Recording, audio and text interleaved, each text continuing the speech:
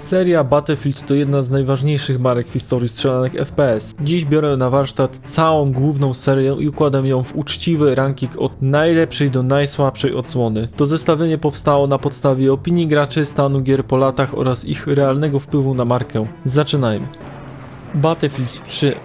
Nie no kurwa, Steve, posłuchaj, to się nie trzyma kupy, nie wierzę, rozumiesz? Sierżancie Campo, Blackburn! Przecież słyszeliście rozkazy! Odrzutowiec! Chyba nie nasz, co? Kurwa! Widział nas? Widział nas? O, zawraca! Mamy przejebane! Kryjcie! Moment, w którym Battlefield osiągnął swoje absolutne maksimum. BF3 to nie była zwykła kolejna odsłona serii, to był skok generacyjny. Moment, w którym gracze zobaczyli, że wojna w grach może wyglądać, brzmieć i czuć się inaczej niż wszystko wcześniej. Frostbite, technologia, która zmieniła wszystko. Nowy silnik zrobił ogromną różnicę. Destrukcja budynków, realistyczne animacje, potężne efekty świetlne, dym, kurz i iskry. Bitwy wyglądały jak fragmenty filmu wojennego i co ważne, to nie była tylko grafika, to był feeling wojny. Gunplay mięsisty, ciężki, satysfakcjonujący. Strzelanie w BF3 miało wagę, broń miała odrzut, miała charakter i wymagała kontroli. Nie było laserowych karabinów. Każde zwycięstwo w strzelaninie było zasłużone. Mapy, które stały się legendą. Duże, zróżnicowane, zaprojektowane pod piechotę, pojazdy, snajperów, flanki. Każda runda mogła wyglądać inaczej i właśnie to budowało odtwarzalność. Dźwięk audiowizualny, majstersztyk, eksplozje, przeloty myśliwców, serie z karabinów tuż nad głową. BF3 do dziś jest wzorem dźwięku w shooterach. Multiplayer jako serce gry. Kampania była poprawna, ale prawdziwe złoto to multi. Klasy postaci, drużynowa rozgrywka, skala bitew. To był Battlefield w najczystszej postaci. Plusy: kapitalny klimat wojny, topowy gunplay, świetne mapy, rewolucyjna technologia i ogromna baza graczy. Minusy: kampania raczej przeciętna, miejscami chaos dla nowych graczy. A dla kogo jest BF3? Dla ludzi, którzy kochają klasyczne wojenne shootery, drużynową rozgrywkę, duże mapy i ciężki klimat. A dlaczego jest na pierwszym miejscu? Bo łączy wszystko co najlepsze w serii i nie psuje niczego fundamentalnego.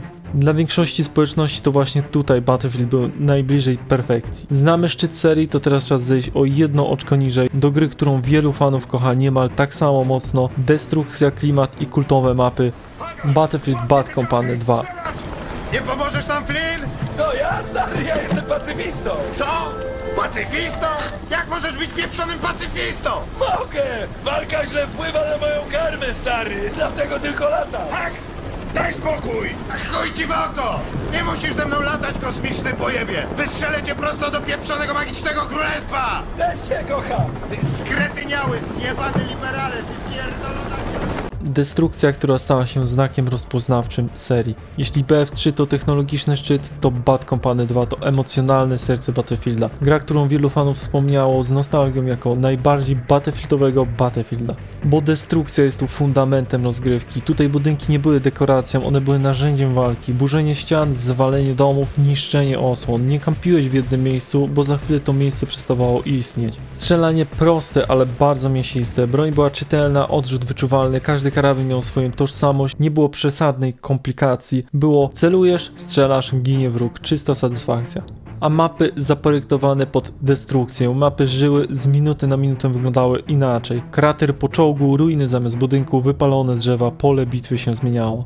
Tryb Rush legendarny, atak i obrona, bombardowanie punktów, presja czasu, to właśnie tutaj Rush błyszczał najmocniej. Kampania z charakterem. W przeciwieństwie do BF3 kampania w Bad Company 2 miała osobowość, dialogi, humor, ekipę. Nie była wybitna, ale była zapamiętywalna. Co do plusów, genialna destrukcja, świetne mapy, bardzo dobry gunplay, kultowy rush i dobra kampania. Minusy: mniejsza skala bitew niż w BF3, mniej rozbudowane systemy.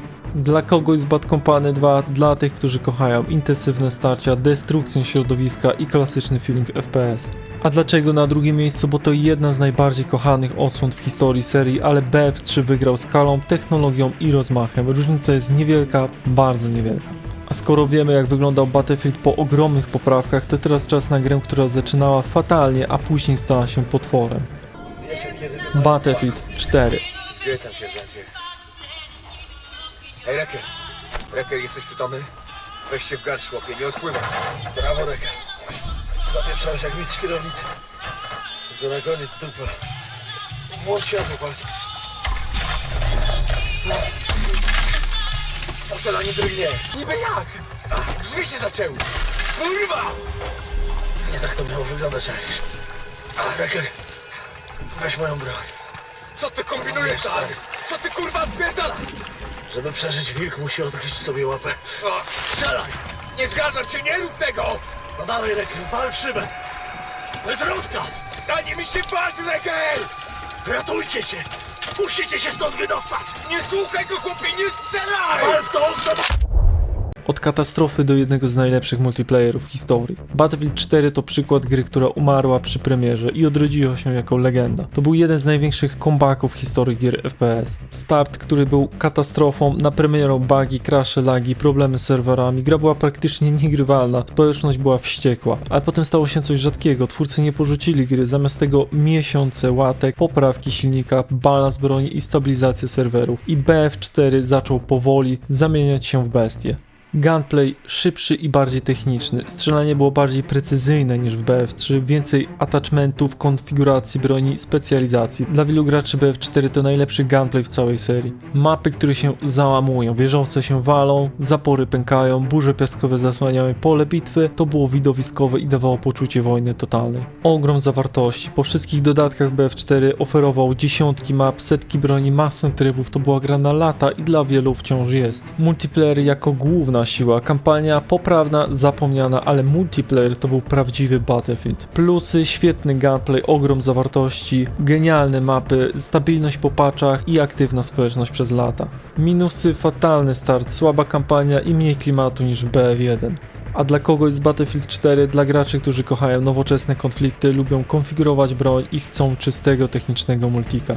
A dlaczego na trzecim miejscu? Bo po poprawkach BF4 to potwór, ale nie miał tej magii i świeżości, którą dał BF3 i nie miał takiej duszy jak Bad Company 2. Dlatego ląduje na trzecim miejscu. Byliśmy przy technicznej perfekcji, to teraz czas na coś innego, na Battlefielda, który postawił na emocje, klimat i brutalność historii. Battlefield 1. It's in a world beyond the war glimmers. The war is the world, and the world is the war. But behind every gun sight is a human being. We are those people. We are the jaded, and we are the naive. We are the honorable and the criminal. We are the bound for legend and the lost to history. We are the knights of the sky, the ghosts in the desert, and the rats in the mud. These are our stories. Najlepszy klimat wojny w historii serii. Battlefield 1 zrobił coś, czego nikt się nie spodziewał. Zabrał serię z nowoczesnych konfliktów prosto do I wojny światowej i okazało się, że to był strzał w dziesiątkę. Wojna brudna, ciężka i beznadziejna. BF1 nie pokazuje wojny jako fajnej przygody, pokazuje ją jako chaos, cierpienie, błoto i strach. Czujesz, że jesteś trybikiem w maszynie śmierci. A muzyka i oprawa audio, ścieżka dźwiękowa to absolutna topka serii, buduje napięcie, emocje i potrafi zrobić ciarki. BF1 brzmi jak wojna. Mapy pełne atmosfery, pustynie, zrujnowane miasta, okopy, zamarznięte pola bitew. Każda mapa ma własny charakter i własną historię. Gunplay prostszy, ale mięsisty, mniej laserowej precyzji niż BF4, więcej odrzutu, chaosu i nieprzewidywalności, broń czuć w rękach. Tryby i operacje. Operacja to jedno z najlepszych doświadczeń w historii Battlefielda. Atak, obrona, kolejne linie frontu. Czujesz, że bierzesz udział w kampanii wojennej. Plusy, niesamowity klimat, topowa muzyka, świetne mapy, operacje i unikalne realia. Minusy, mniej głęboki gunplay niż w BF3, BF4, balans bywał nierówny, mniej swobody w konfiguracji broni. A dla kogo jest? Dla graczy, którzy cenią klimat ponad statystyki, chcą poczuć wojnę, a nie tylko ją wygrać i lubią bardziej filmowe doświadczenia. A dlaczego na czwartym miejscu? Bo Battlefield 1 to arcydzieło klimatu, ale pod względem czystej mechaniki i multiplayera ustępuje BF3, BC2 i BF4, dlatego ląduje tu już za podium. Byliśmy przy klimacie i historii, to teraz cofamy się jeszcze dalej do gry, która stworzyła fundament nowoczesnego Battlefielda. Legenda PC-ów Battlefield 2.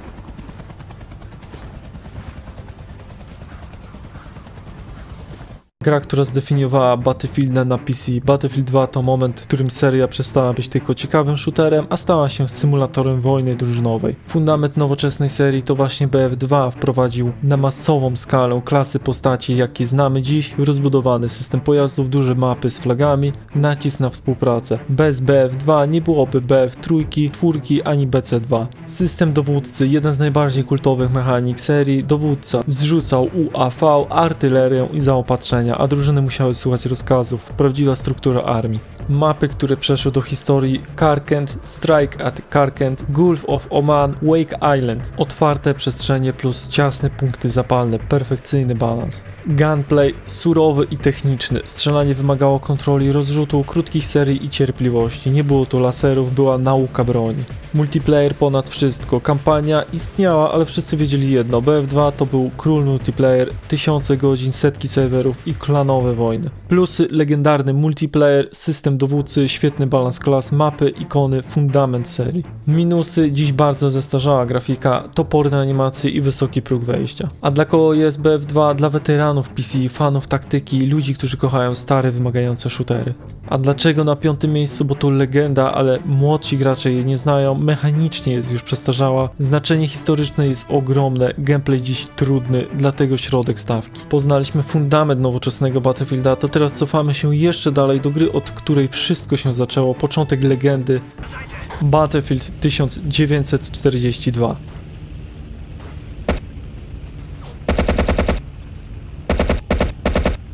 Gra, która stworzyła Battlefielda. Ten Battlefield to nie był kolejny FPS, to był eksperyment, który wypalił. Gra, która pokazała, że wojna może być wielka, chaotyczna, pojazdowa i drużynowa jednocześnie. Narodziny DNA serii i już tutaj mieliśmy piechotę, czołgi, samoloty, statki, flagi do przejmowania. W 2002 roku to był kosmos. Ogromne mapy, na tle korytarzowych shooterów epoki BF 1942 oferował gigantyczne mapy, bitwy wyglądały jak prawdziwe fronty. Powietrze, ląd i morze, możliwości pilotowania myśliwców, bombardowania, walki morskich stworzyła nową jakość w FPS-ach. Proste, ale funkcjonalne strzelanie, brak finezji, brak bajerów, ale działało, liczyła się pozycja i współpraca. Multiplayer jako serce, single istniał, ale z sercem był multiplayer. LAN, party, modem, pierwsze serwery internetowe. Plusy: początek serii, pojazdy w FPS, wielkie mapy, kultowy klimat II wojny. Minusy: archaiczna grafika, toporne sterowanie i bardzo stary gunplay. A dla kogo jest? Dla graczy ciekawych historii gier, weteranów, ludzi, którzy chcą zobaczyć początki Battlefielda. A dlaczego na 6. miejscu? Bo to ojciec serii, ale ojciec, który się zestarzał. Szacunek, grywalność dziś. A skoro cofaliśmy się w czasie, to teraz wracamy bliżej współczesności do Battlefielda, który miał świetne strzelanie, ale pogubił się po drodze. Battlefield 5.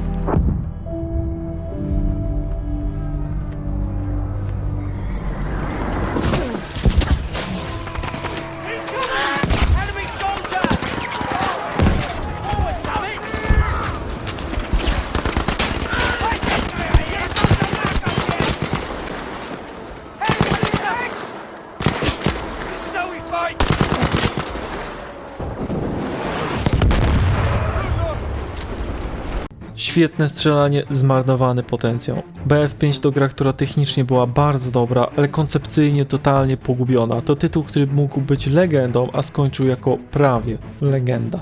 Najlepszy gunplay w serii i jedno trzeba powiedzieć wprost: strzelanie w BF5 jest fantastyczne. Świetny odrzut, szybka reakcja broni, czytelne animacje, dobry feeling strzału. Każda broń ma wagę. Ruch i mobilność dodano, ślizgi, szybkie wspinanie, bardziej dynamiczny movement. Gra się szybciej niż BF1, bardziej e-sportowo. Destrukcja plus fortyfikacje, możesz niszczyć budynki, budować barykady, wzmacniać punkty. Świetny pomysł, niewykorzystany do końca. Problem z klimatem i tu zaczynają się schody. To miała być II wojna światowa, a wielu graczy nie czuło II wojny światowej. Brak ikonicznych bitew na start, brak ciężaru historii i brak tożsamości. Chaotyczne decyzje twórców, zmiany TTK w trakcie życia gry, dziwne balansowanie, brak spójnej wizji, społeczność była zmęczona. Plusy: genialny gunplay, świetny movement, dobra destrukcja i ładna grafika. A minusy: słaby klimat II wojny światowej, złe decyzje projektowe i niewykorzystany potencjał. A dla kogo jest BF5? Ludzi, którzy cenią czyste strzelanie, fanów szybkiej akcji i graczy, którym klimat schodzi na drugi plan. A dlaczego na 7. miejscu? Bo to dobra gra, ale słaby Battlefield. Technicznie mocna, sercem pusta. Skoro Battlefield 5 próbował być wojną, to teraz czas na grę, która nawet nie próbowała udawać wojny. Gra, która zmieniła pole bitwy na pole policyjno-gangsterskie, spin-off, eksperyment i najbardziej kontrowersyjny odjazd od serii przed 2042. Battlefield Hardline. Masz prawo zachować milczenie. Pierdol się! A, czyli formułkę znasz, co?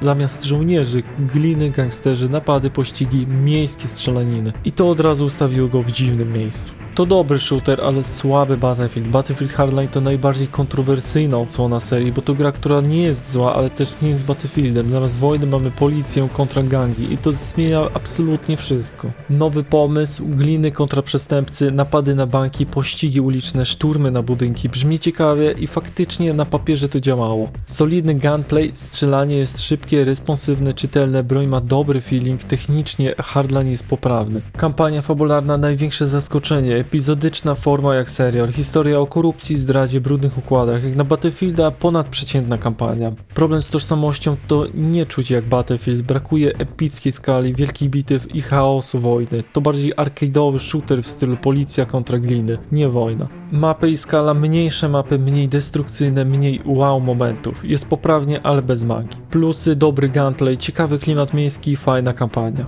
Minusy, brak klimatu wojny, słaba tożsamość serii i mała skala bitew. A dla kogo jest dla fanów miejskich shooterów, ludzi, którzy chcą kampanię z historią i graczy, którzy traktują to jako spin-off. A dlaczego na 8. miejscu? Bo to gra dobra, ale słaby Battlefield. Eksperyment, który nie do końca się udał. Byliśmy przy Hardline, był dziwny eksperyment, to teraz czas cofnąć się do starszej odsłony gry, która miała świetną kampanię, ale dziś gameplayowo wyraźnie czuć jej wiek. Battlefield Bad Company. Private Preston Marlowe reporting for duty, sir. You sure you in the right place? I believe so, sir. This is B Company, right? Yep, sure is. Świetna kampania, ale dziś mocno zestarzały. Battlefield Bad Company to gra ważna, historycznie bardzo, ale czas nie oprzeć się z nią łagodnie. Pierwszy Battlefield pod kampanią to była pierwsza odsłona serii, która mocno postawiła na fabułę, miała wyrazistych bohaterów i miała humor i charakter. Oddział B to nie byli anonimowi żołnierze, to byli goście z osobowością i to działało. Klimat lekkiej wojny. Nie było tu ciężaru jak w późniejszych częściach, był luźniejszy ton, żarty i przerysowane dialogi. Trochę jak wojenny serial akcji i wielu graczy to kupiło. Gunplay ok jak na swoje czasy i na premierę strzelanie było solidne, destrukcja robiła wrażenie, ale dziś czuć sztywność, starą fizykę i archaiczność. Destrukcja, fundament serii. Bad Company pokazał, że ściany mogą się sypać, budynki mogą znikać, to był fundament pod późniejsze Battlefieldy. Szacunek za torowanie drogi. Co do plusów, świetna kampania, zapamiętywalne postacie i ważna destrukcja. A minusy, mocno zestarzały gameplay, przeciętny multiplayer i mała skala bitew. A dla kogo jest dla fanów kampanii fabularnych, ludzi, którzy chcą zobaczyć początki nowoczesnego BF-a i nostalgików. A dlaczego na 9. miejscu? Bo to gra ważna historycznie, ale dziś już ciężko ją polecić jako pełnoprawnego Battlefielda. Mówiliśmy o grach, które się zestarzały, to teraz czas na tytuł, który rozczarował już w dniu premiery, gra, która miała być przyszłością serii, a stała się jej największym wstydem. Battlefield 2042.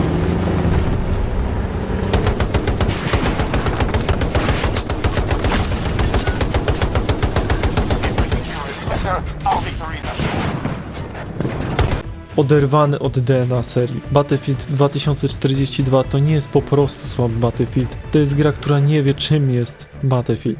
I to jest jej największym problemem. Utrata tożsamości, zniknęły klasy, szturmowiec, wsparcie, medyk, snajper. Zamiast tego dostaliśmy specjalistów, bohaterów z one-linerami, skrótami, umiejętnościami jak z hero shootera. Battlefield przestał być wojną, stał się parodią. Ogromne, puste mapy. Mapy są za duże, za płaskie i za puste. Bieganie przez 40 sekund, żeby dostać headshota, brak rytmu bitwy, brak intensywności. Gunplay, który długo nie działał. Na premierę bugi, hity losowe, brak balansu, strzelanie było nieprzyjemne, a w Battlefieldzie to grzech śmiertelny. Destrukcja? Jaka destrukcja? Seria, która słynęła z niszczenia map, tu wyglądało gorzej niż BF4 sprzed lat. Budynki jak z betonu nie do ruszenia, totalny regres. Chaos techniczny, crashe, lagi, błędy animacji, teleporty, gra wyglądała jak beta za pełną cenę. Plusy, ładne modele broni, poprawki po czasie, kilka ciekawych pomysłów. A z minusów brak klas, specjaliści, puste mapy, brak klimatu wojny i fatalny start.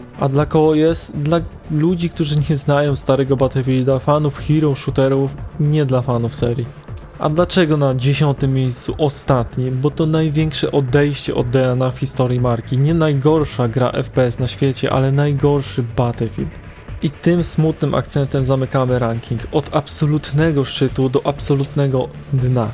Jeśli dotrwałeś do końca, szacun ogromny. Daj znać w komentarzu, gdzie ty postawiłbyś twoje top 3 BF-ów i czy zgadzasz się z królem serii, jeśli nadal jest nim BF3.